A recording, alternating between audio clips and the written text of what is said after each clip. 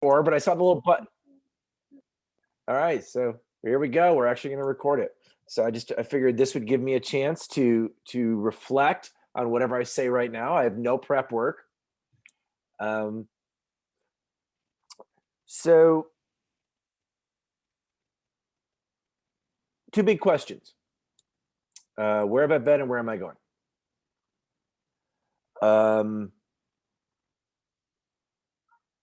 So I saw a friend of mine last weekend when I spoke in Florida.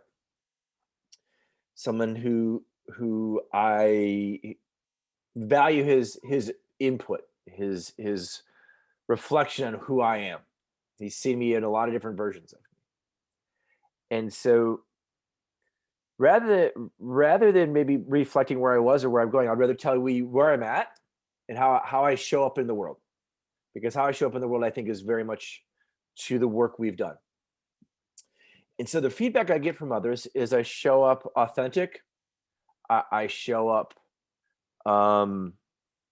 considerably less anxious, which is awesome. Yeah. I show up in a way where I'm incredibly accepting of other people, which to me was kind of a blind spot when we started working together. And when my friend Scott was sharing this with me, he said something in the space of, I always liked you, but you kind of always had to be right. So now you're much more accepting of other people. And I reflect back on the work you and I did that opened my book about my son. And the story I truly tell myself is I wouldn't have the relationship I have with my son if it wasn't for you. And I know it's important to you, as is important to me, to leave a legacy and to leave a wake. And the legacy that you've impacted upon me, now I impact on I have 18 clients, I impacted on them. But more importantly to me, I impacted on Tyler, I impacted on Jennifer, and I impacted on Etta. So when people say to me that I'm very accepting, I really do believe that is one of the highest compliments they can pay to me, because I know for a long time I was not. I wasn't accepting of others, and I certainly don't think I was accepting of myself. And I couldn't show up in the work that I do, and very much in the model you've taught me, if I wasn't those things. Yeah. Well, I want to credit you. It's been the joy of joys to coach you, Todd. And the superpowers that you have. When we started this journey together, like right at the beginning, we were looking for a fit in terms of, we have this philosophy of self-coaching. And it's very interesting that this model that you now have is you coaching others to self-coach themselves, because that's what we started with. And the superpowers that you had that made for a great fit for the self-coaching model was openness, evolving kindness, because you had significant self-judgment that you replaced by acceptance right now. And then you had curiosity. You were willing to lean in with curiosity. And there were days that you actually weren't ripe for. Oh, for sure. Yeah. And we didn't push through those days. We allowed for ripening of the moment, and then did some breakthrough work on those issues. Those qualities that you're describing, like openness and kindness, I would say overlaps with being more being more accepting, and staying curious, staying insatiably curious on this journey, and helping your clients stay insatiably curious, and asking yourself with curiosity, putting that into the active learning cycle. Like, how do I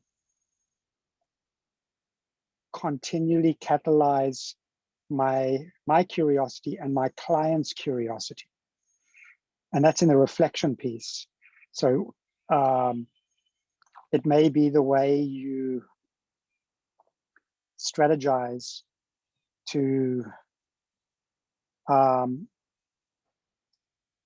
mindfully reflect when you're making statements to your clients, or when you're asking questions, asking your clients to reflect on certain questions. Right. Well, I've often used a phrase, I believe I've got it from you. This is a question to ponder. It's not a problem to solve right now. Ah, nice. And it's really interesting that one of the first questions I asked you when I shared with you I wanted to go on this journey of being of service to others and to coach. And I said, well, but I'm really not an expert in these businesses, and I'm not an expert in these certain things. And you really helped reframe what coaching does. And you said, well, you don't have to be an expert, and you don't put that kind of pressure. You're not an expert.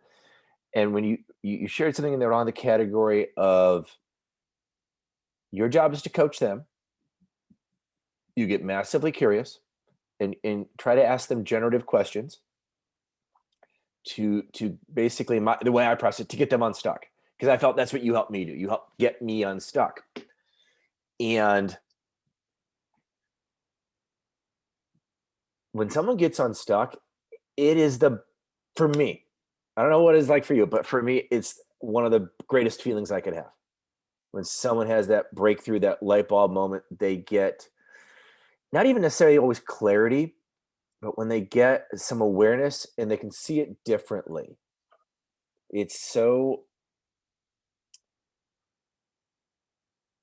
For me, it's one of the greatest joys of this work. And I learned that from you, and I learned that from you. Yeah.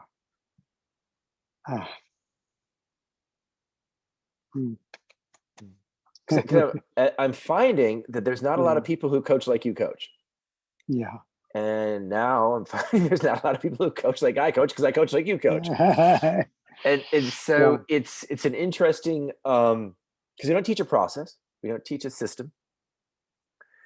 We help others. We help others. So when I had a vetting call today with a brand new prospect. I'm not sure they're going to hire me or not, and it doesn't matter if I'm not a good fit. It's okay. But what they wanted me to do is to provide them with all the answers to all their problems, preferably right now would work great.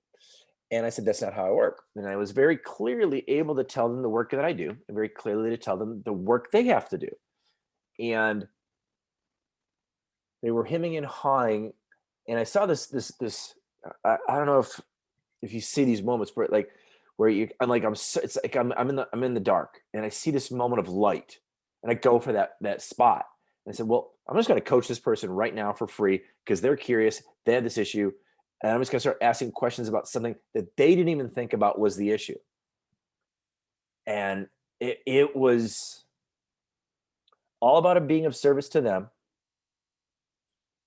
It was about helping them get clarity around something that they were incredibly stuck on. And they kept wanting to say, it's not this, it's that. I'm like, well, tell me why it's not what I see. And they couldn't. And they for someone to see something that they've been struggling with for years through one conversation with one of us, to see it slightly differently, to free them up so they can hopefully maybe sleep better, or be a better parent, or a better partner, or a better CEO. That is just, that's part of your legacy that you've taught me that I teach others. It's such a joy to see you living the purpose of your life. You know, when you talk about this, you have a full body presence. You're fully immersed in this vitality. When you were working at Diversified, you were so drained, and yet you were scared to actually release that bar of financial support and swing into the unknown of this coaching process.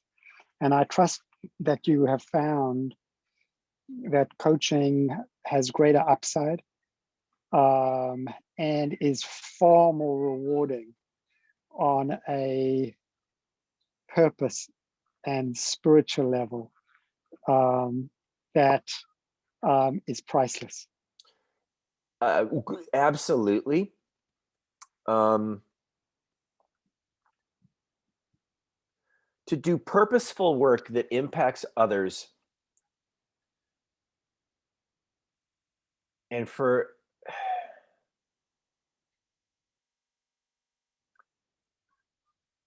so here's why I do it: because I love to do it.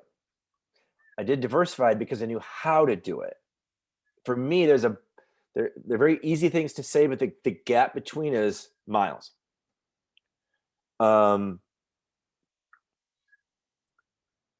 There are some times when I'm on a coaching call and I just think the plane's going down, everybody's going to die, I don't know where we're going to do.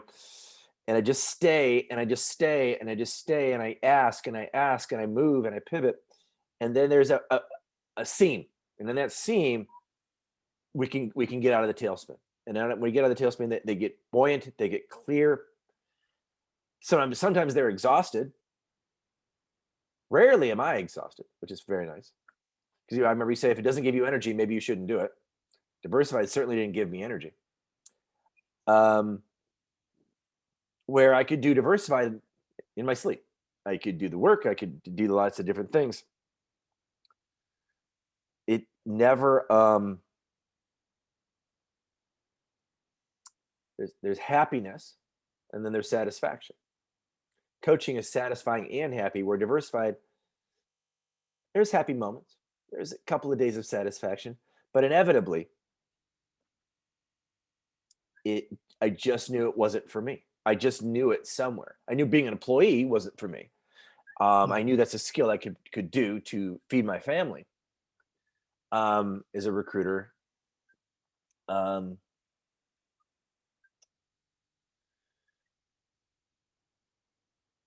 I didn't realize how important it was to me when I was as a recruiter to get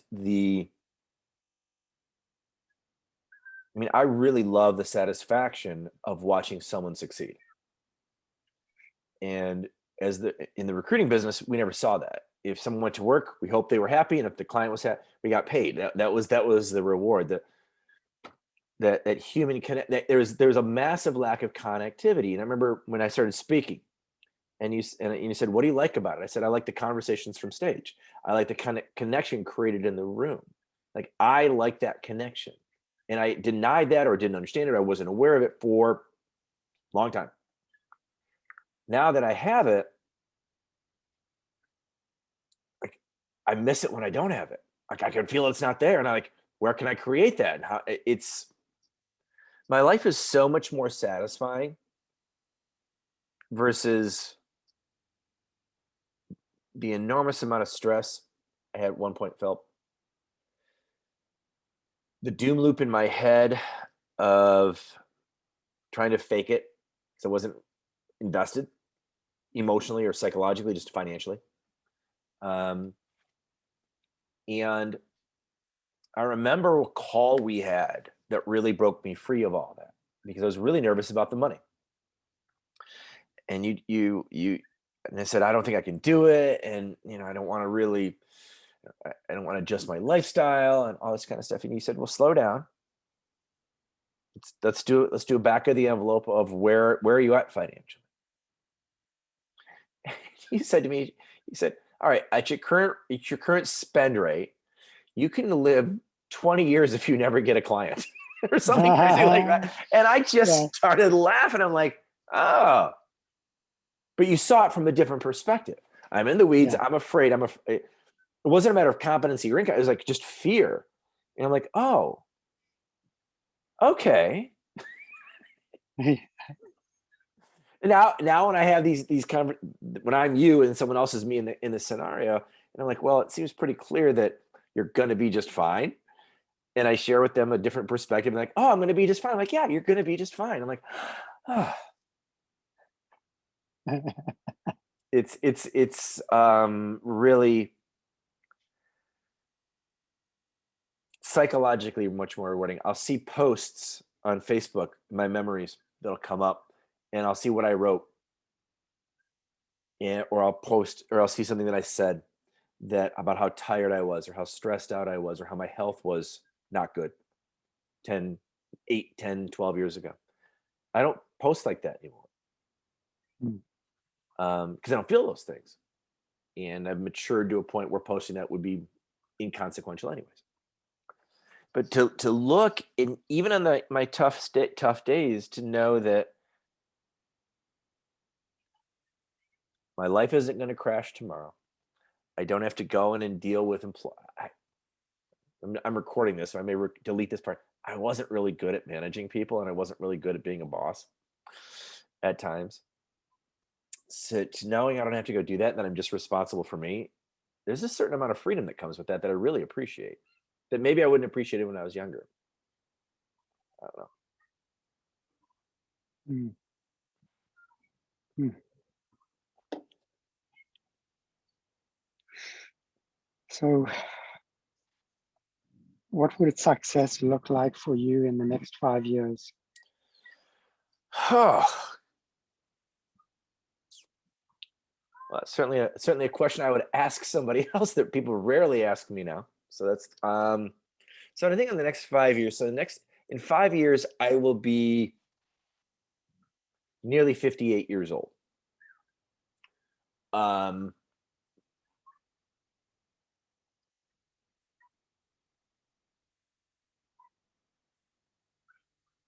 you know, if I had basically the same life I have right now in 5 years, I'd be pretty satisfied. I don't really want for much.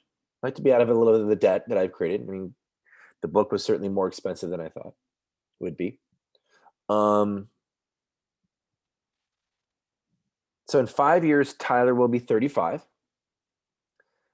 Most likely, I'll have grandkids, which I have no idea what that'll be like. So there's that. Got to take that into account. In 5 years, Etta will be 17. Mm. Can't imagine what the 17-year-old girl. Oh boy, I Yeah. I used to worry. It's so interesting your questions. What it's bringing up for me is I used to really worry about my future. I used to really try to create a map or an image or a vision of what I wanted my life to be. What that would, for me, create are a lot of expectations of others and self. Now I have intentions. Mm. My intention is that I hope Etta continues to grow up to be the caring, clear-minded young lady that she's growing into. I've had 5 coaching calls today. My favorite call was with the 12-year-old who showed up at my door and asked me if I had 15 minutes. She needed some time. Best time of the day. Mm. Never. So had I projected 5 years ago what I have, I never would have said that. Mm. So I have to keep space for that. I've learned, be intentional. I really like traveling. I'd like to travel. I'd like Jennifer to be able to come with me sometimes. I'm not sure leaving a 15 or 16 or 17-year-old girl alone in my house is a really smart strategy. So I may pivot. I may pivot off of that because I'm guaranteed that there's going to be 15 to 16 to 17-year-old boys that are going to want to come visit. And not sure I'm a big fan of that model. Yeah. People have asked me if I want to write another book. Not sure. Not going to say no, but I'm not going to say yes. It's a lot, as you know. more than most. It's a lot of work. I would just like to be impacting people's lives. I would like to, if I've got 20 clients and I'm working with people and I'm helping, boards and doing those things, that's super rewarding. I don't know who I'm going to meet. 8 years ago, I hadn't met you. So I look at that. I want to leave space in my thinking to invite people in that maybe I haven't met. I want to go see parts of the world that I've never been to. I want to get better at otherness. The way I see the world and the way someone else sees the world, they're both okay. That is a very new concept from when we started working together almost 8 years ago. So I want to double down on that because I find that when people feel seen, heard, known, and accepted, they genuinely just immediately like you. And all I'm doing is extending them grace and kindness and consideration. It's nice to be liked. I don't need to be liked, but it's nice. From a practical perspective, hopefully my debt load will come down and cash reserves will go up. I'd love to, from just a purely whimsical, I'd love to spend my winters in a warm place. I do not like the snow. California, Arizona, who knows?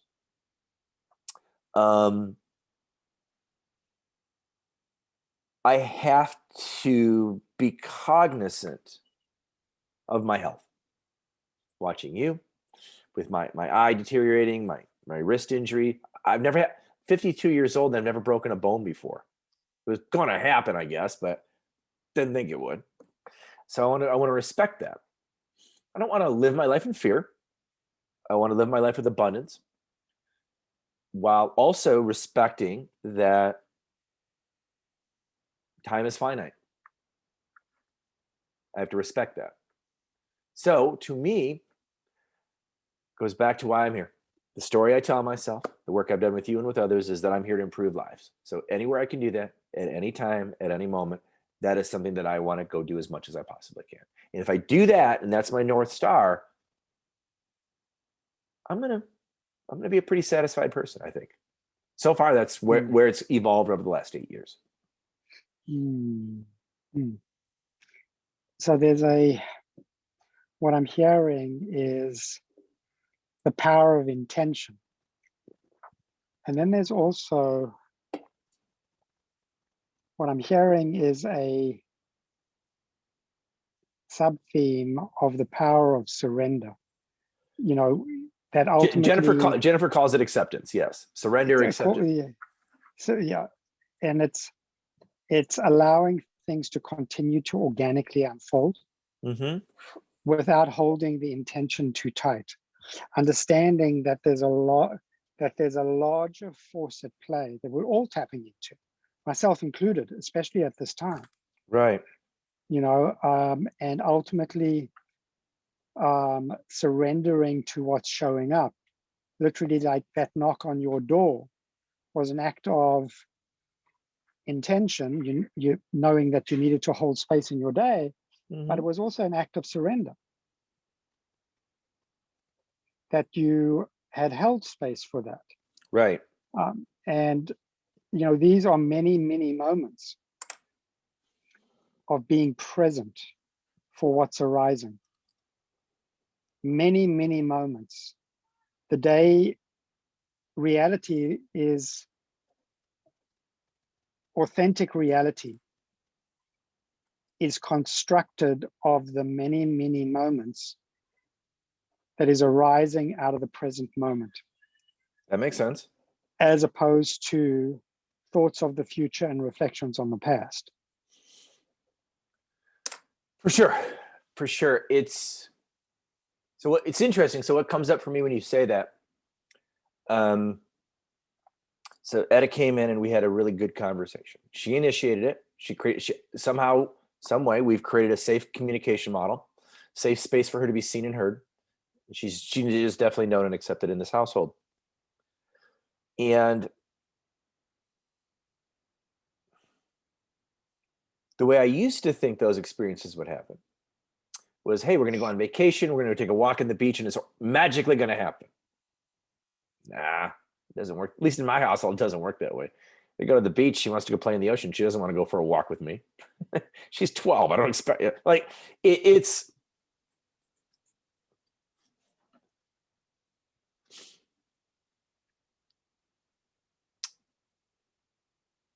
some. I heard this phrase before, and I've thought about it often recently, called the precious present. We don't have yesterday. Tomorrow's not guaranteed. We have the precious present. And I know I'm out of balance with myself when I'm not living in the precious present. So there is so much truth in that authentic reality created in those many moments that happen organically. Hmm. Hmm. I appreciate your answer. It's very resonant. Oh, I can imagine. I can imagine. Yeah. So I'm curious. What do you just out of just super curiosity? When you if you haven't thought about it, it's really my feelings won't be hurt. But when you think of me and how far I've come, what do you think what do you think I could do if you were to, if you were to mentor me? Hey, I think you should go do these. What would you recommend I do? I was just curious. I have such a sense of your rightness on your path, um, that you are, um,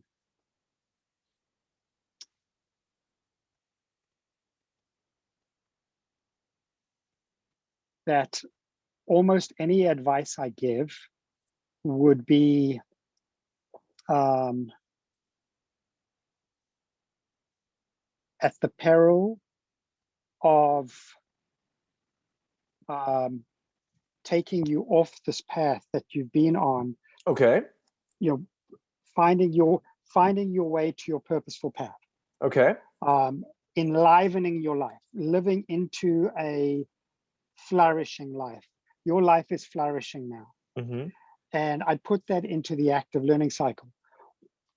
One of the things that I would find helpful, what I've found personally helpful to me, particularly this time of my journey, is deepening my spiritual practices.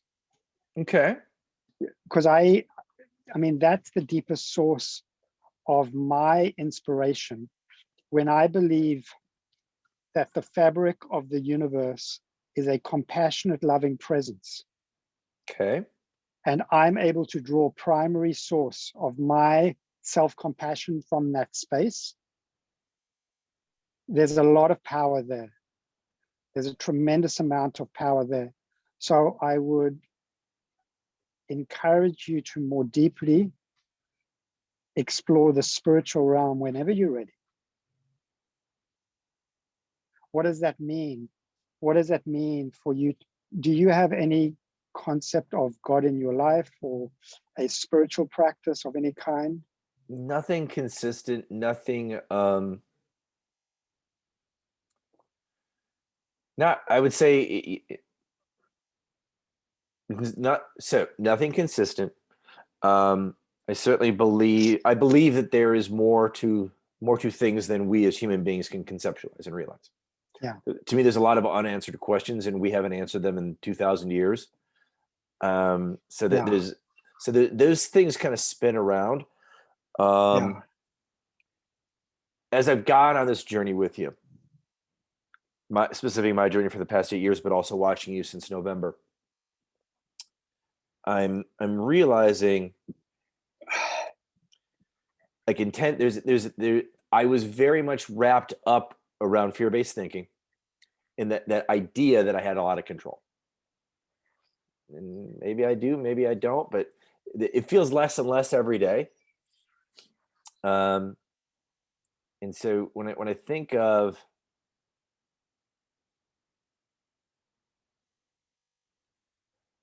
the work I do, and when I think of the help I provide,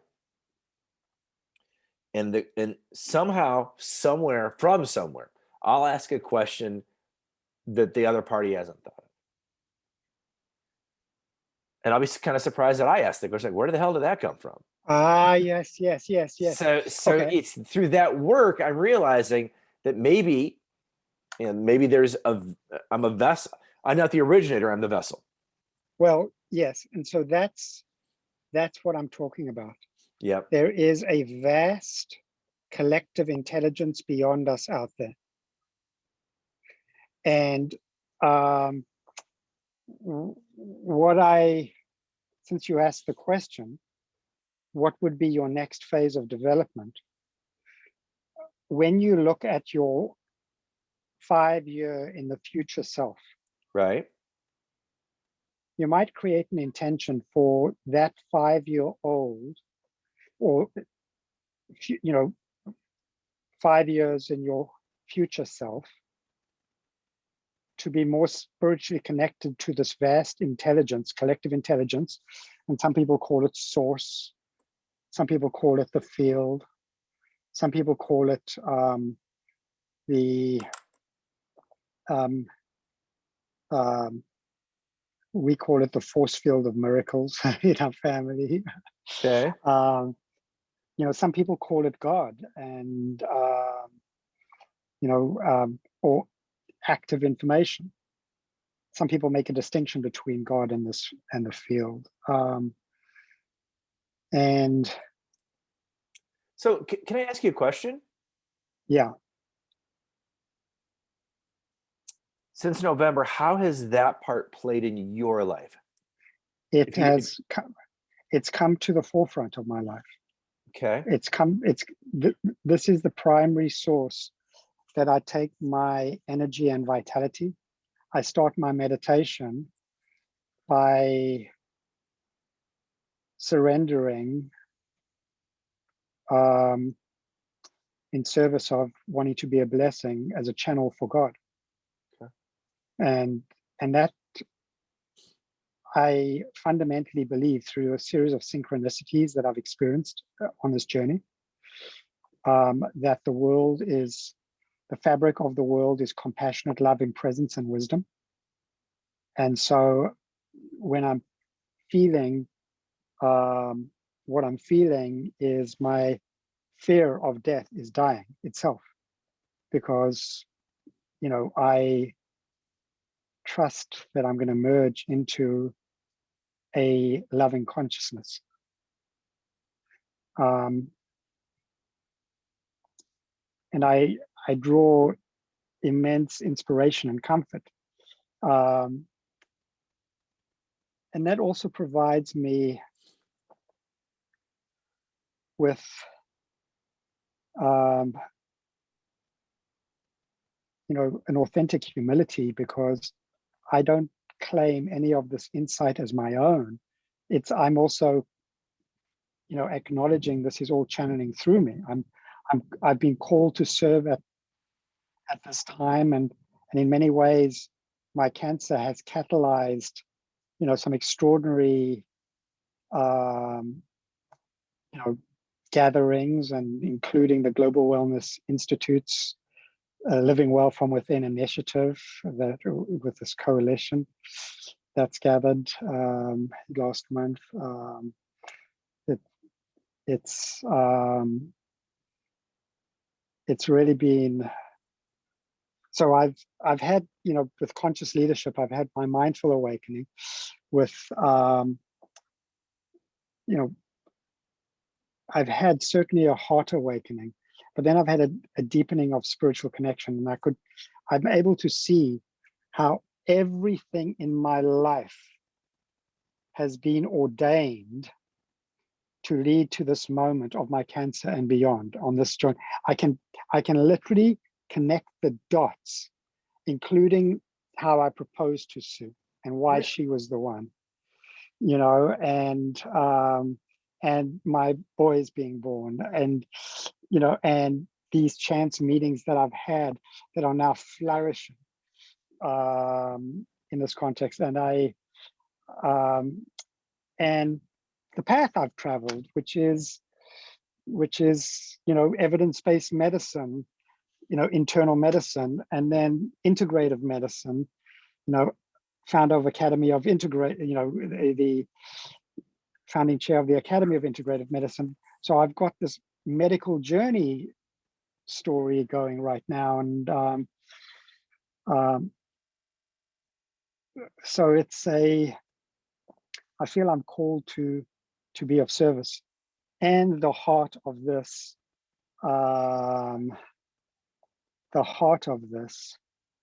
is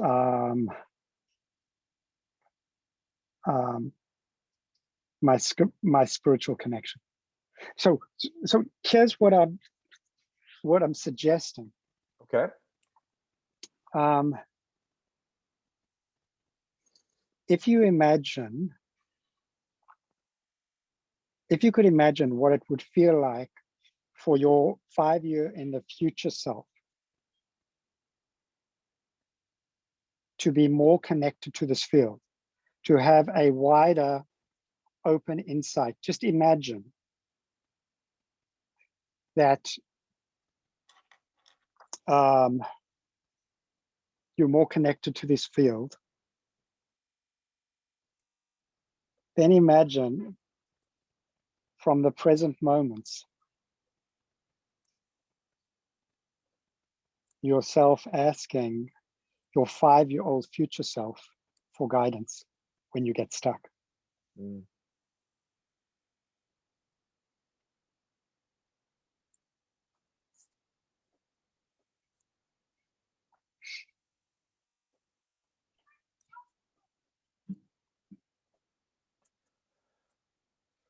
In other words, I encourage you to develop a relationship with your 5-year future self, a personal relationship with your 5-year-old future self, where you let your 5-year-old, your 5-year in the future self guide your present self, and then let your present self protect your 5-year in the future self. So make sure you're doing all the right things in self-care to enable your 5-year-old future self to emerge with full vitality. So physical, emotional, spiritual growth. Interesting.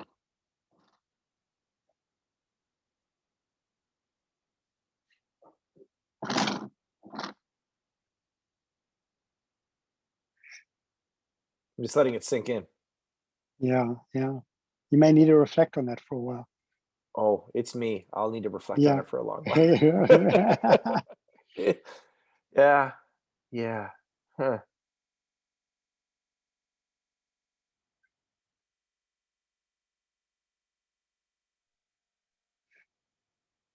Interesting.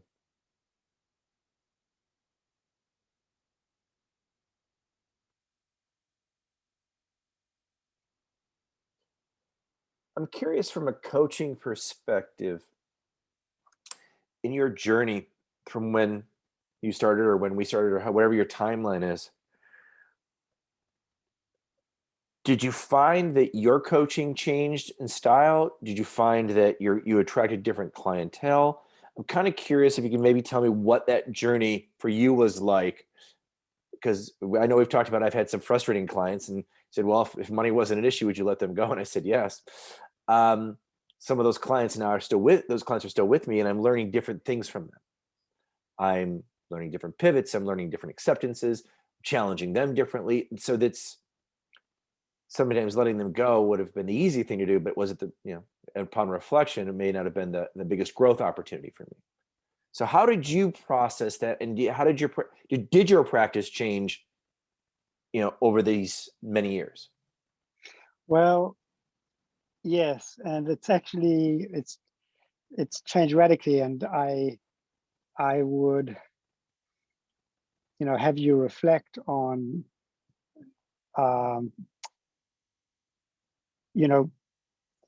track some of my developmental milestones. So when we first met, I was an expert speaker, and I was in the the presentation mode, an expert speaker is like talks to audiences, provides audiences information. And so initially, well, I certainly asked questions. My predilection was to give advice. Okay. And there were some coaching models that were quite prescriptive. And I had a much more rigid kind of framework for coaching. Mm-hmm. And that kind of, I think, constrained the impact of, and certainly didn't allow me, it was quite a heady space to come from. And then over the years, I've had a softening of my heart, and then I've become more spiritually connected. And that's informed my coaching in a whole different way. So when I discovered the work of Kristen Neff, for example, and Tara Brach on radical self-compassion. Mm-hmm. That was when I was able to introduce you to the power of self-compassion. Okay. Because it had touched me, but it was also kind of like synchronous. It's kind of like, they say when the student is ready, the teacher shows up. So it's when the student is ready, the teacher's teacher shows up. Well, that's it. Well, because that's so it. With our relationship coming to an end, I wonder for myself where am I going to go to continue to upskill my skill set, add to my toolbox so I can better serve others. So I think it's interesting that I guess until right now, I guess I didn't know you were doing this. I didn't know you were doing a similar version where you were taking in new information, new experiences, new content, new tools, and then sharing them with me. I guess the lie I told myself is you've always known that stuff. No, I am continually learning right now. I'm on a very steep learning curve. This is probably the steepest learning curve I've been on in my life. And I've just bought, literally before I got on the call, I bought a course on awakening consciousness. Because I'm doing one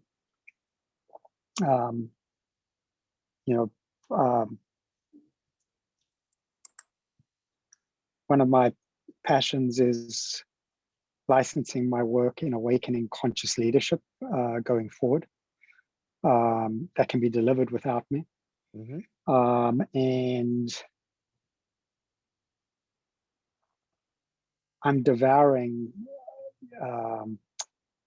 books like Source and Presence. And I was on the call with Joseph Jaworski yesterday. That was extraordinary.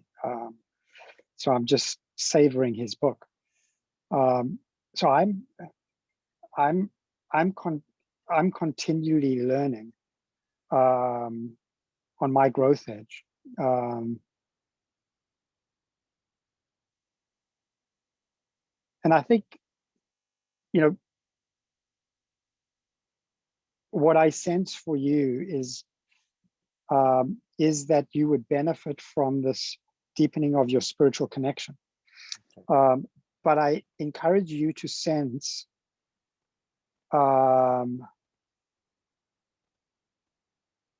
whatever next step in your skill set might be to up-level your skill set.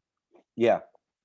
To really trust that emergence, to really trust that knowing, and to trust and to be awe-inspired by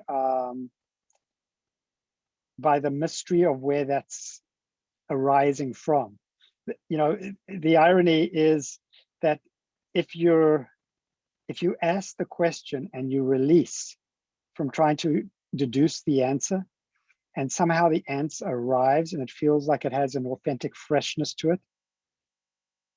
There's some awe and inspiration that in and of itself, even if you get a pedestrian answer, in and of itself will deepen your spiritual connection.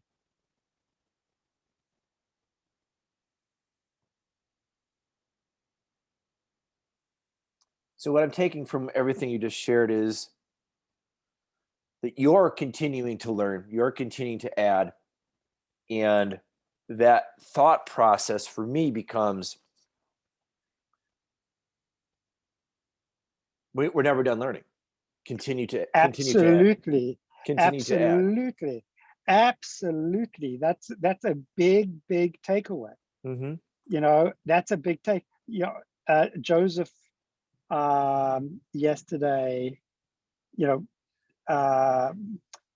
had spoken to Warren Bennis and said, and Warren, you know, was one of the coaches to some of the top CEOs in the country, in the Fortune 100.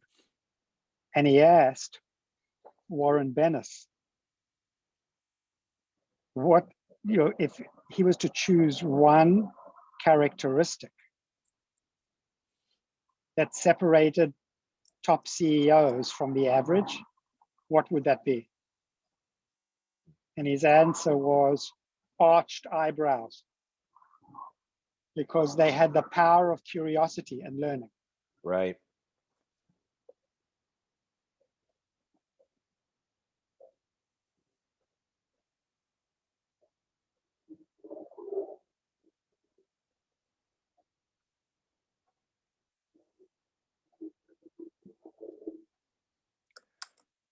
Hmm.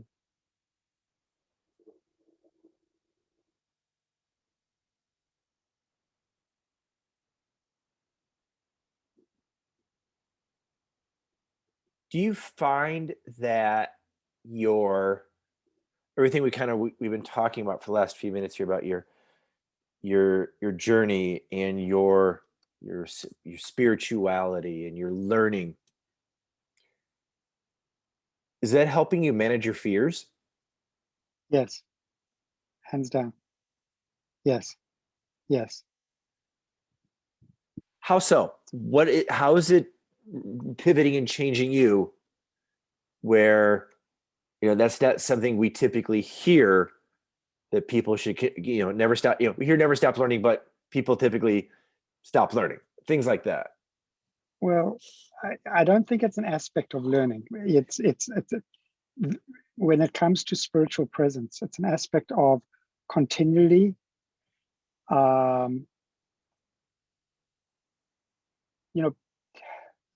this field of compassionate, loving presence is always available to us. It's always available to us. It's just that we may not be available to it. And so the moment we reorient to surrendering to the field, I get an immediate experience in my heart of expansion. And what I'll do is, I will say some version of, I surrender myself in complete service of you, God. And the moment I say that, that invariably puts an expansion in my heart, and then I'll breathe that expansion in. So I'll kind of energize that, and then I'll bring my family. I will bring my, Sue, Zach, and Dylan in, and all the other people that I love. And then I will, create this generative feeling. And I've got this meditation called Soham, which means, I am that. And it's got these,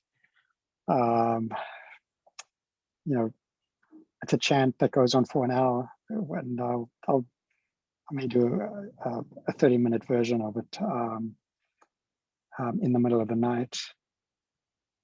and I surf the breaths, and on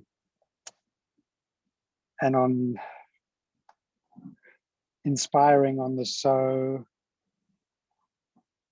and then exhaling on the hum. It's and as I do so, putting that healing, compassionate, soothing any suffering I feel in my body, and then rippling out into the world. And then I'll finish with,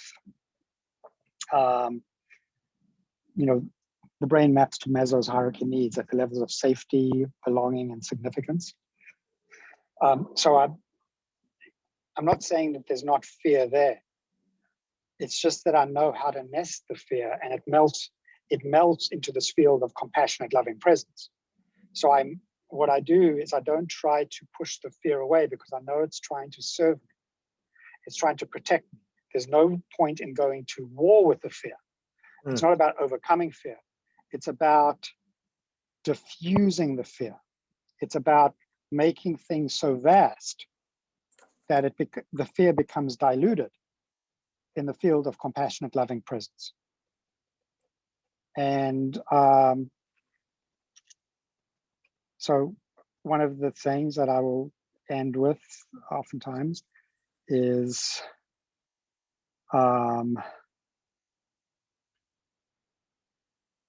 a gratitude prayer.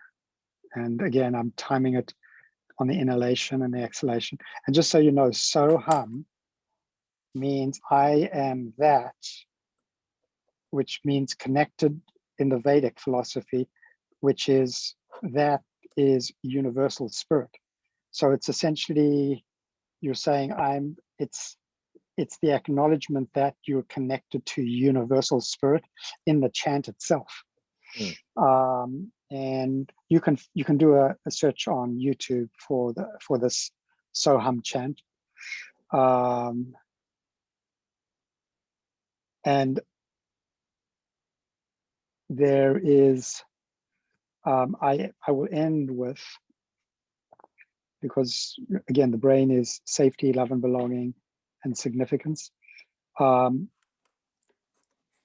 will end with, may I be healthy and safe. Or instead of a wish, thank you for, expressing appreciation for God. Thank you for keeping me healthy and safe. Thank you for giving me the ability to receive and give love. Thank you for giving me the opportunity to be a blessing and serve you well. And that's that simple and powerful prayer, that as I move up and I move into the field of compassionate, loving presence, more and more, it diffuses my fear. Thank you for that.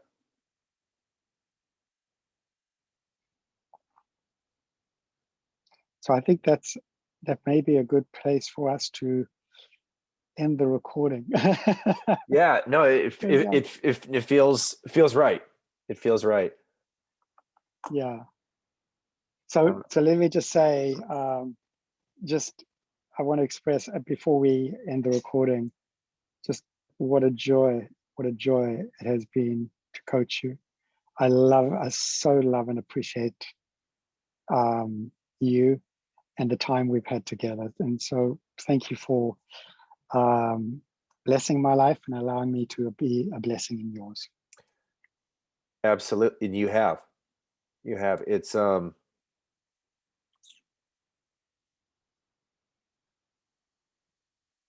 important to me that you know that you've changed my life. You're going to tell me I did all the work, and that's fine, but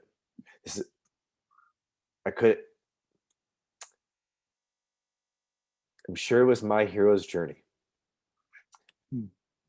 It would have been a very different journey if you were my guide. For that, I love you for it. Yeah.